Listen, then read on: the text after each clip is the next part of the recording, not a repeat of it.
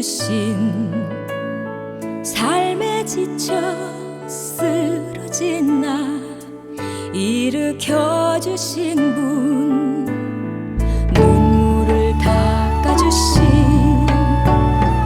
나를 꼭 안아주신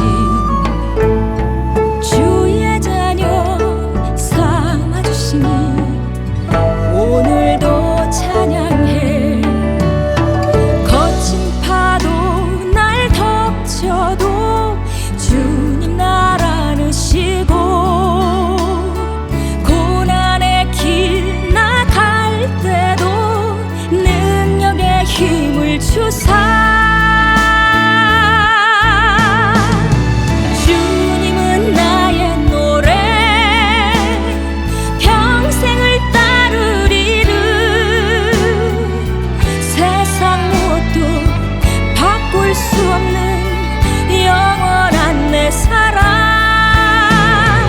주님의 길 멀고 험해도 나는 달려가리. 기쁨의 눈물 흘리신 주님 바라보며.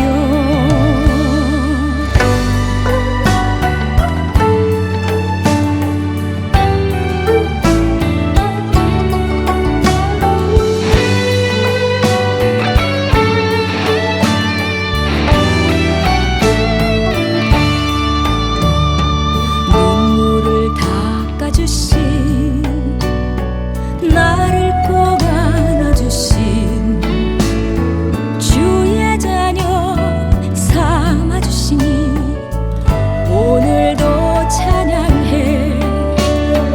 거친 파도 날 덮쳐도 주님 날 안으시고, 고난의 길 나갈 때도 능력의 힘을 주사.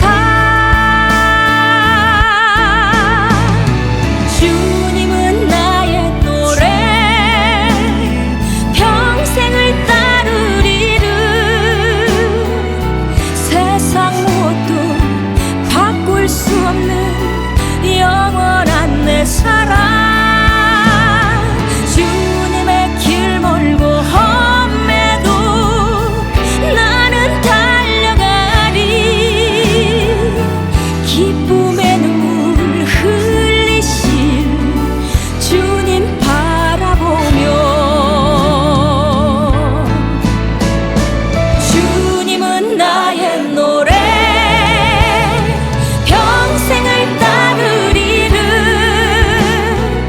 세상 무엇도 바꿀 수 없는 영원한 내 사랑. 주님의 길 멀고 험해도 나는 달려가리. 기쁨의 눈물 흘리신 주님 바라보며.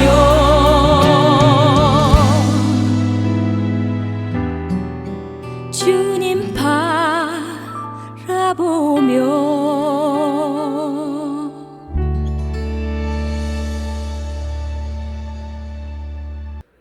하나님의 말씀 묵혀드립니다. 욥기서 11장 13절로 20절 말씀 묵혀드립니다. 만일 내가 마음을 바로 정하고 주를 향하여 손을 들 때에 내 손에 죄악이 있거든 멀리 버리라. 불의가 내 장막에 있지 못하게 하라. 그리하면 내가 반드시 흠없는 얼굴을 들게 되고 굳게 서서 두려움이 없으리니 곧 내 환난을 잊을 것이라. 내가 기억할지라도 물이 흘러감 같을 것이며 내 생명의 날이 대낮보다 밝으리니 어두움이 있다 할지라도 아침과 같이 될 것이요 내가 희망이 있으므로 안전할 것이며 두루 살펴보고 평안히 쉬리라. 내가 누워도 두렵게 할 자가 없겠고 많은 사람이 내게 은혜를 구하리라. 그러나 간 자들은 눈이 어두워서 도망할 곳을 찾지 못하리니 그들의 희망은 숨을 거두는 것이니라.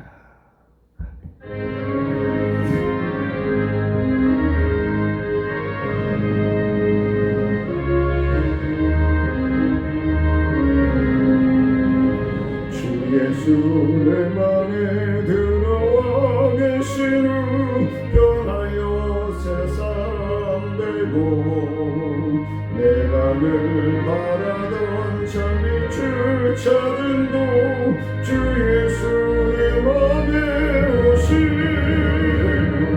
주 예수 내 맘에 오신 주 예수 내 맘에 물들뜬 내 맘에 기쁨이 넘치는 주 예수 내 맘에 오신 주 예수 내 맘에 들어와 계신 후 망령된 행실을 끊고 머리털보다도 더 많던 내 죄가 눈보다 더 희어졌네 주 예수 내 맘에 오신 주 예수 내 맘에 오신 물든 내 맘에 기쁨이 넘치는 주 예수 내 맘에 오신 내 맘의 소망을 든든히 가지는 주 예수 내 맘에 오신 의심의 구름이 사라져버림도 주 예수 내 맘에 오신 주 예수 내 맘에 오신 주 예수 내 맘에 오신 물들뜬 내 맘에 기쁨이 넘치는 주 예수 내 맘에 오신 사망의 음침한 골짜기 가다가 밝은 빛 오련히 비쳐 저 멀리 하늘문 환하게 보임도 주 예수 내 맘에 오신 주 예수 내 맘에 오신 주 예수 내 맘에 오신 물들뜬 내 맘에 기쁨이 넘치는 주 예수 내 맘에 오신 내가 저 전성에 올라가 살기는 주 예수 내 맘에 오신 전성에 올라가 주님을 뵈리니 그 기쁨 비길 데 없네 주 예수 내 맘에 오신 주 예수 내 맘에 오신 물들뜬 내 맘에 기쁨이 넘치는 주 예수 내 맘에 오신 욥과 수말의 변론과 그의 논쟁들을 계속해서 말씀을 나누고 있는 중에 오늘 본문 말씀을 통해서 수말의 발언에 대한 발언에서 회개의 단계나 회개한 자에게 주어질 하나님의 축복에 대한 언급을 분명하게 우리가 기억해 볼 수 있어야 된다라는 것입니다. 이러한 수말의 발언은 다음과 같은 측면에서 문제를 지니고 있다. 그 첫 번째는 죄의 회개가 죄에 대한 회개가 반드시 그가 말하는 것과 같은 현세적인 축복을 동반하는 것이 아니라는 것입니다. 기복적인 신앙에 몰아갈 수 있는 위험적인 요지가 있다 있다라는 것을 말씀을 드립니다. 하나님이 회개한 자를 축복하신다는 것은 분명한 그의 보편적인 생각이 아닐까라는 생각을 합니다.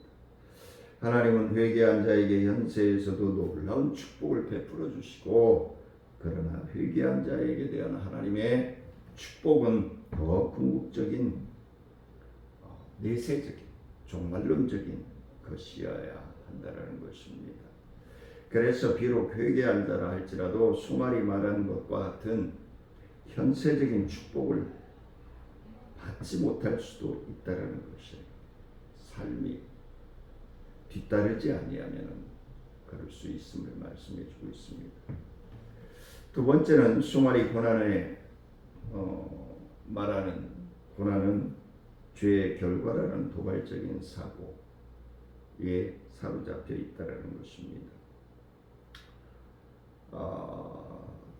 수말이 얘기하고 있는 것처럼 생각한다면 하나님의 테스트, 연단이라고 하는 단어를 사용하기 힘들 것입니다. 우리가 욥기를 통해서 반드시 기억하지 않으면 안 될 사실은 모든 고난이 죄로 말미암는 것이 아니라는 사실입니다. 하나님이 사랑하시기 때문에 더 그 큰 사랑을 깨닫고 하나님의 더욱더 큰 일을 감당하게 하시고자 하는 계획이 내재되어 있음을 우리는 기억해야 될 줄 압니다. 하나님께서는 뜻하신 목적이 있어서 의로운 자들에게 고난을 허락하시기도 하신다라는 사실이에요. 그런데 수말을 비롯한 두 친구들이 욥의 친구들이 그의 주권, 하나님에 대한 주권이나 절대성을 인정하면서도 하나님의 존귀성, 하나님의 절대성에 대해서 인정을 하면서도 이러한 하나님의 뜻과 오묘한 섭리를 깨닫지 못하고 자신들의 불완전한 전통적인 사상이나 교리 등에 사로잡혀서 욥을 함부로 단죄하고 일반적으로 회개를 촉구하는 죄를 범하게 되고 있다는 사실입니다. 그래서 오늘 말씀을 통해서 제목을 더 빛된 생활이라고 잡아보았습니다. 우리 하나님의 자녀들이 죄로 인하여서 고난을 당하고 환난을 당하고 고통을 당한다라고 얘기한다면 찾을 길이 없을 것입니다. 그런데 하나님은 더 큰 사역을, 더 섬세한, 더 능력 있는 사역을 감당하게 하시기 위해서, 더 큰 축복을 허락하시기 위해서 테스트, 연단이라는 것을 하나님의 자녀들이 느끼게 하신다는 사실입니다. 그 첫 번째는 회개는 중심으로 잡는 것이다. 우리 중심에서 진정한 회개가 따라야 한다는 것을 말씀해 주고 있는 것입니다.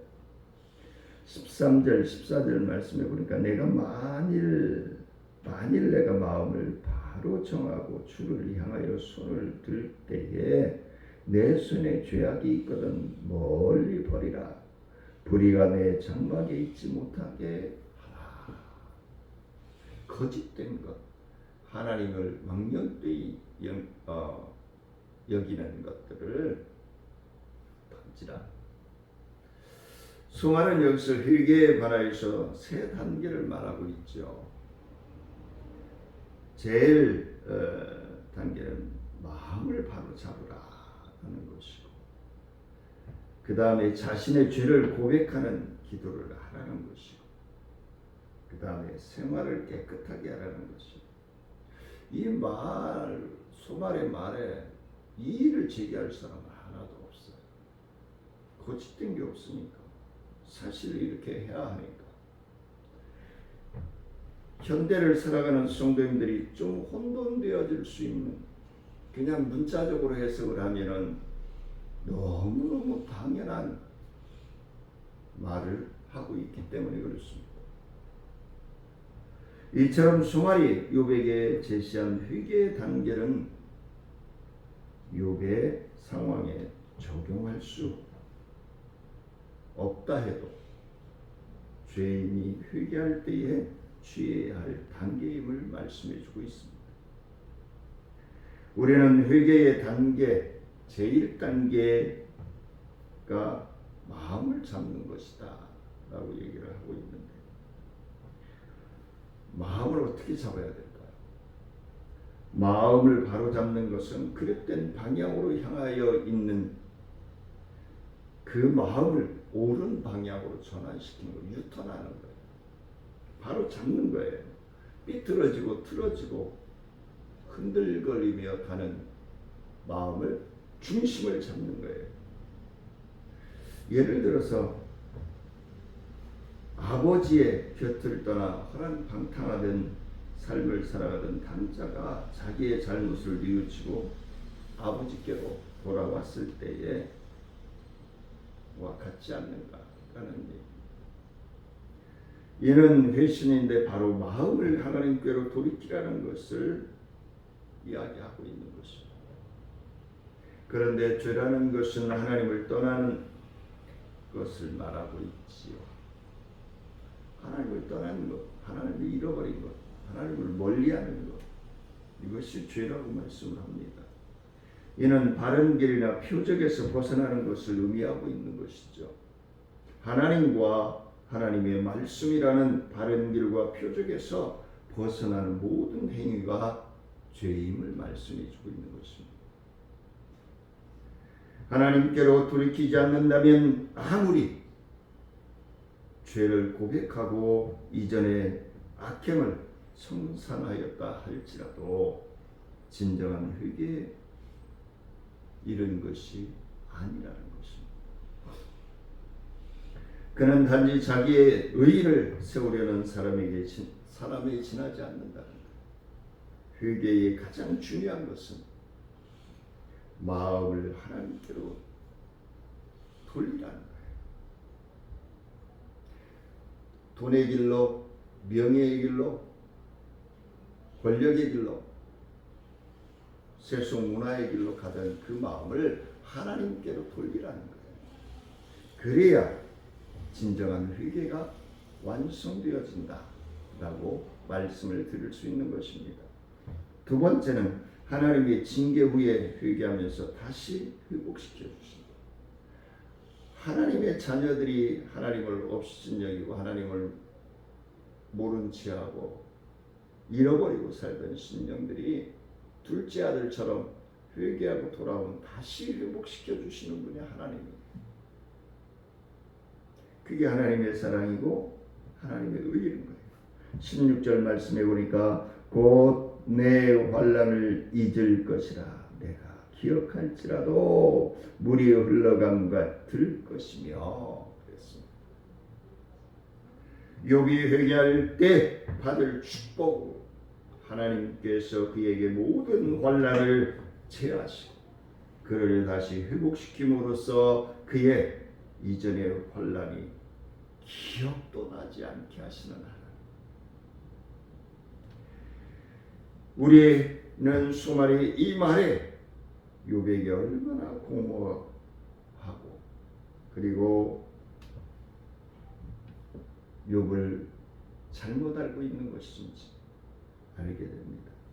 그러나 일반적으로 볼 때 많은 사람들이 이 말을 틀린 말이 아니라라고 얘기할 것입니다. 하나님은 당신의 자녀가 죄를 범하면 절대로 간과하지 않아요. 그냥 질라면 치고 말라면 말아라 이렇지 않아요. 왜? 사랑하기 때문에. 멸망의 길로, 죄악의 길로, 심판의 길로 꼰도박질 치는 모습을 보실 수 없기 때문에 그렇습니다. 하나님은 당신의 자녀가 죄를 범하면 엄히 징계하십니다. 철저하게 징계하십니다. 그 징계가 가혹하여 숨 쉬기조차 힘들지언정 하나님은 감당하십니다. 그러나 죄인이 회개하기만 하면은 하나님은 언제든지 그가 징계로 고통을 당하였던가 할 정도로 완벽하게 회복시켜 주시는 하나님, 그분이 바로 우리 아버지 하나님이십니다. 우리는 부모로부터 징계를 당하면 시절을 생각하면 그때는 철이 없어서 깨닫지를 못하고 진정으로 부모님이 자기를 학대한다라고 생각하는 자녀들도 있습니다.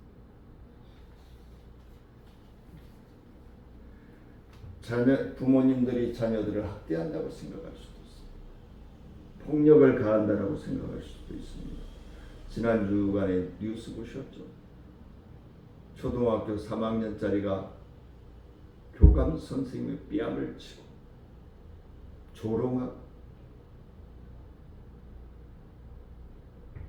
그의 부모는 또 그 아이의 담임 선생에게 와서 폭력을 가하고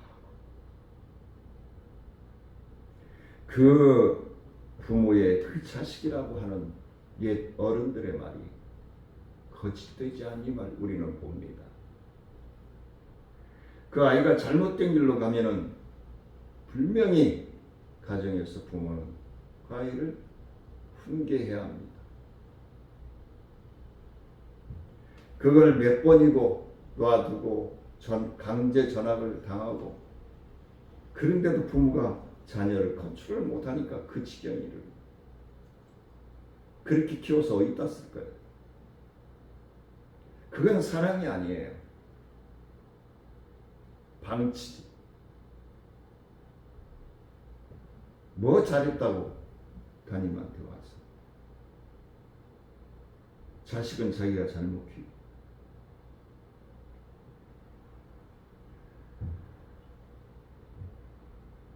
징계를 나를 사랑하는 신은가 하고 철이 없을 때는 의문을 품을 때도 있어요.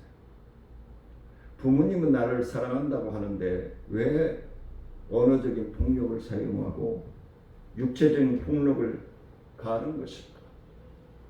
근데 그 아이가 성장을 하고 철이 들어갈 때쯤이면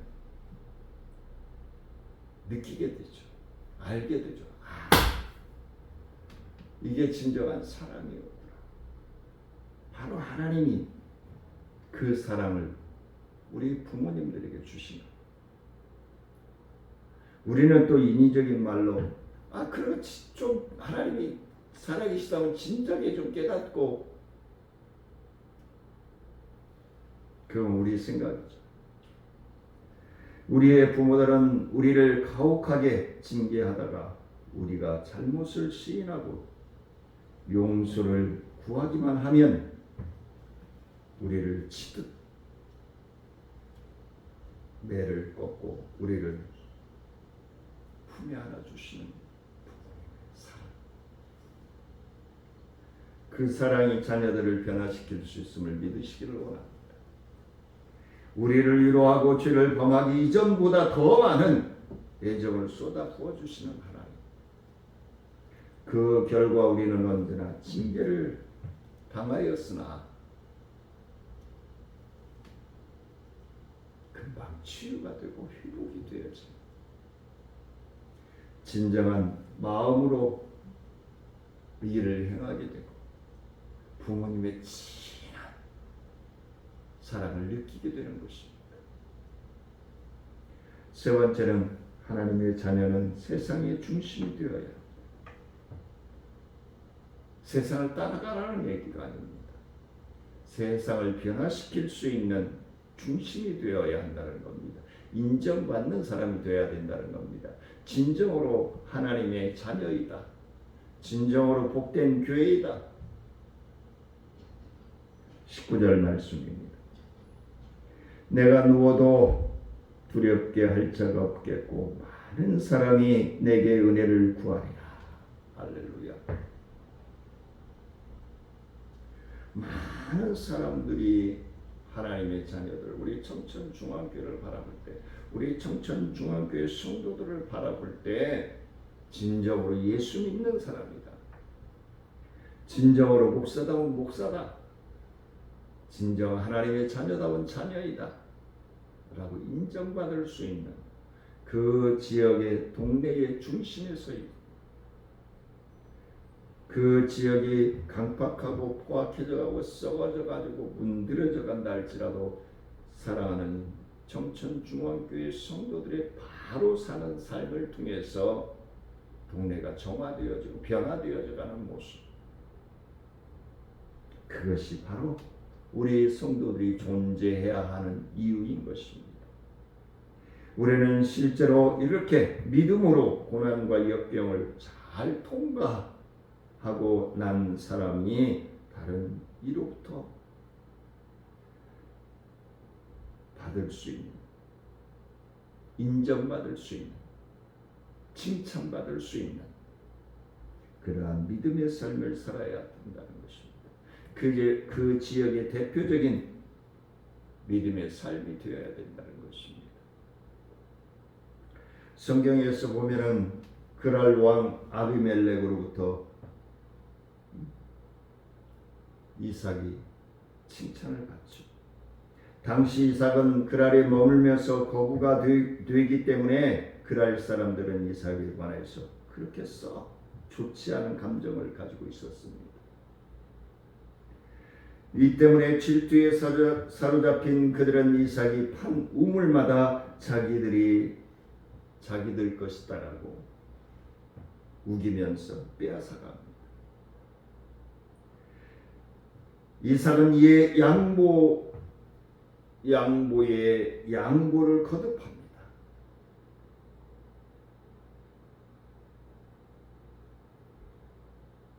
우리가 좀 억울한 일을 동네에서 당한다 할지라도 의로운 손가락질을 당한다 할지라도 참고 견디면, 근데 내가 바본가? 내가 좀 모자라는가? 그런 생각이 들 때도 있을 것입니다. 그래도 해야 한다는 것입니다. 이삭이 바보입니까? 이삭이 멍충이입니까? 왜 자꾸 뒷걸음질 쳐야 할까요? 왜 양보해야 할까요? 창세기 26장 20절로 22절 말씀에서 보니까 그때마다 하나님의 은혜로 새로운 우물을 팔 수 있는, 그러면 그 사람들은 우물을 못 파나요? 아니요. 물줄기를 모르는 거예요. 물이 어디서 날지를 몰라요. 근데 이삭은 파기만 하면 물이 나옵니다. 이게 하나님의 은혜죠.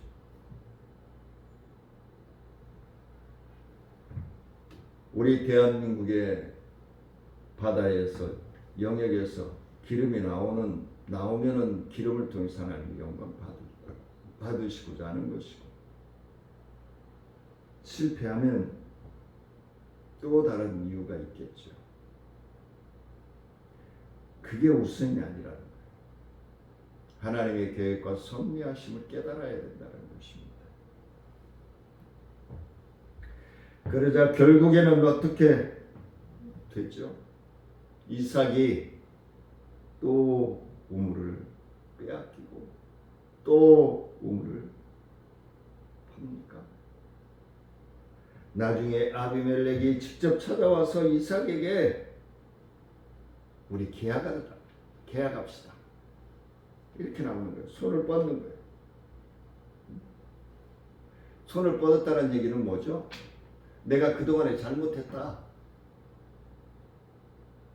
우리 화해하고, 너는 진정 하나님이 쓰시는 사람이야.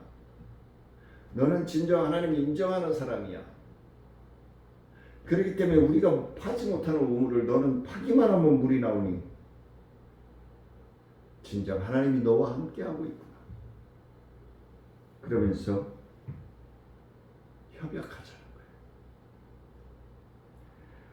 말하자면 서로 불같은 조약을 맺자는 것인데 왜 그런 언약을 맺자고 하는 것일까요?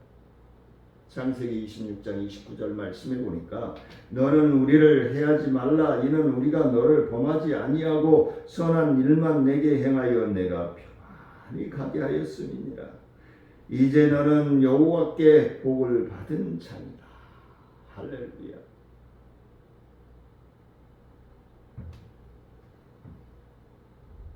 사랑하는 성도님들이, 오늘 하나님의 말씀을 함께 나누는 모든 성도님들이 하나님의 뜻을 분별하여 깨닫고 많은 사랑하는 성도님들을 바라보는 심령들마다 너는 여호와 하나님께로 복받은 자다 인정받을 수 있는 믿음의 삶이 되어지시기를 주의 이름으로 간절히 축원을 드립니다.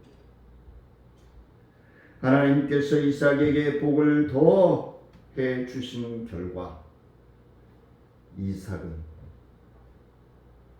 이삭을 괴롭히던 그 많은 사람들이 괴롭히기만 한 이방인도 그를 함부로 건드렸다가는 크고 닥칠 위험의식을 느끼게 됩니다. 아, 저 사람은 하나님과 함께하는 사람이기 때문에 내가 건들면 안 돼. 내가 다쳐. 저 사람의 사는 모습을 우리가 본받아 살아보자. 심령을 갈아엎어지는 역사가 일어나는 것이죠. 우리가 정말로 하나님 앞에 바로 서게 될 때에 하나님께서도 우리를 높이 세우사 모든 이들로 우리를 인정하고 존경받으며 두려워하게 하신다는 사실을 믿으시기를 원합니다. 그리할 때 우리의 영광은 영원할 수 있으며 우리의 복음 전도사에게 큰 능력을 발휘할 수 있을 줄 믿습니다. 마지막으로 네 번째는 하나님께서 주신 구원의 기회를 잡아야 한다. 20절 말씀입니다. 그러나 악한 자들은 눈이 어두워서 도망할 곳을 찾지 못하리니 그들의 희망은 숨을 거두는 것입니다. 구원의 기회를 찾지 못하면 멸망받을 수밖에 없다는 것이죠. 이 말은 자칫 도망치려고 하니까 출구가 사라져버린 상황을 말하는 것처럼 보입니다. 하지만 엄밀히 따지면 이는 그런 의미의 말이 아님을 우리는 기억해야 할 것입니다. 그동안 하나님께서 구원의 기회를 주시며 회개할 기회를 주시며 촉구하셨는데 내내 모른 채하고 외면하다가 마지막 급박한 상황에 이르러서야 하나님께 구원을 요청하지. 하나님께서 구원의 손길을 거두심으로 이미 때가 늦어버린 상황을 말씀하고 있는 겁니다. 우리 말에 이런 말이 있죠. 버스 지나간 다음에 손 들지 말라. 차 떠난 다음에 손 들지 말라고.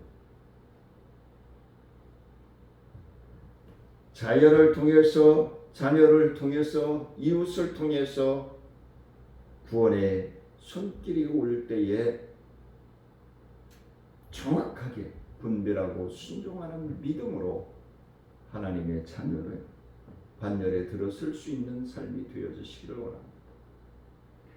하나님께서 제시하시는 구원의 메시지를 거부함으로써 이와 같은 황당한 경우를 당하게 될 것을 많은 곳에서 증거하고 있습니다. 잠언서 1장 24절로 26절 말씀, 이사야서 49장 8절 말씀에서 분명하게 말씀합니다.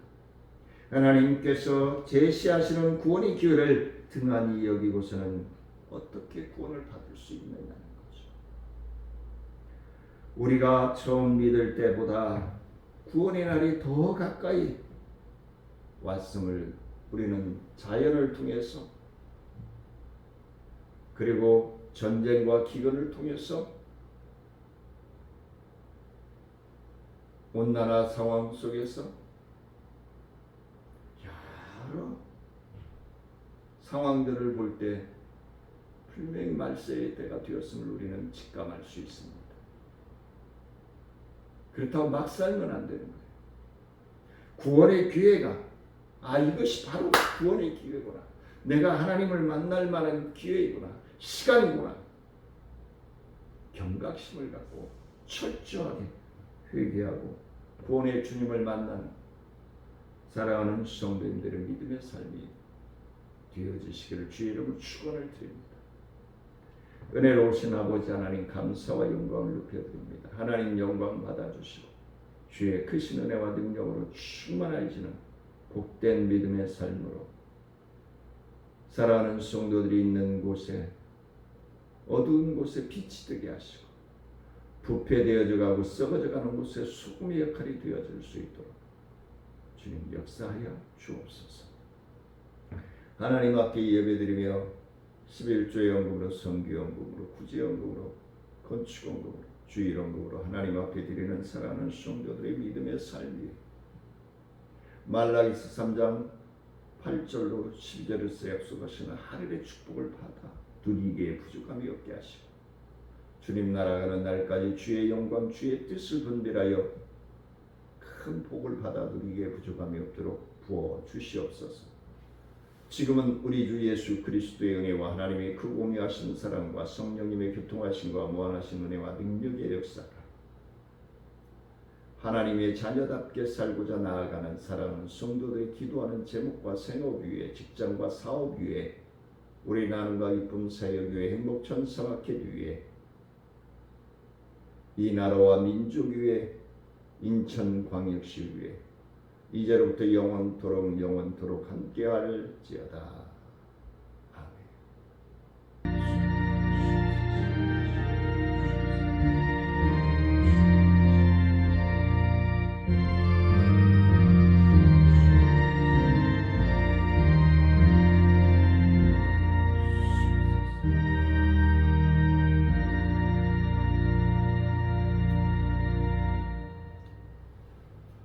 점심 맛있게 드시고 오후 찬양 예배를 뵙겠습니다. 사랑하며 축복합니다.